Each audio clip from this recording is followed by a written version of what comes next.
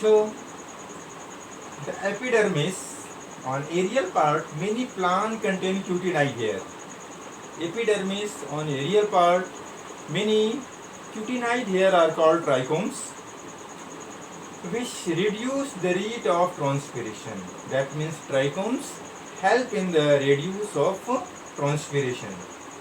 In cereal, the epidermal cell have decomposition of silica.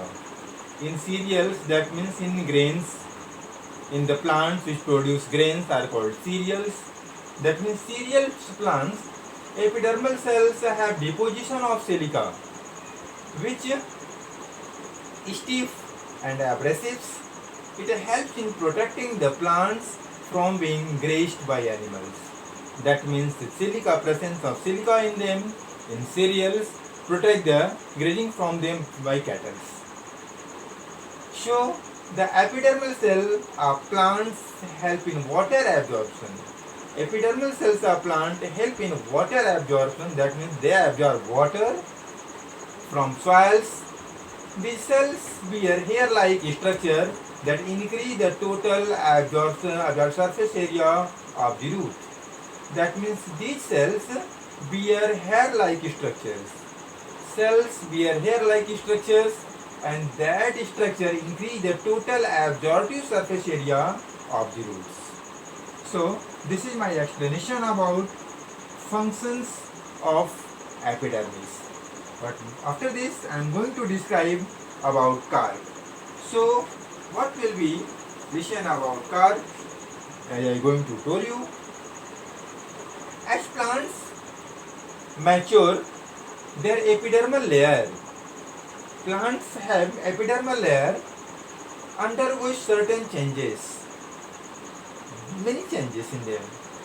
So during the change, the secondary meristem layer replaces the epidermal layer. Secondary meristem layer replaces the epidermal layer. This secondary meristem layer is known as phellogen. This secondary meristem is known as phellogen or cork cambium. So cork cambium produces cells on its outer wall as inner side.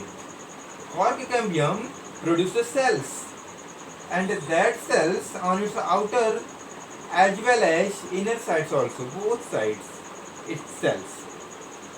So the layer of cells formed on the outer side is cut off by the cork cambium and thus becomes a several layer thick cork or bark of trees. Bark of trees is also called cork. So the cells of the cork are rectangular. Cells of the cork are rectangular in shape, in the shape of rectangle, and dead and arranged compactly as they have no intercellular spaces. The protective nature of cork cells is due to the deposition of suberin on the walls. Protective nature of cork is due to deposition of suberin in the walls. Suberin is a waxy substance. Now I am going to describe about suberin.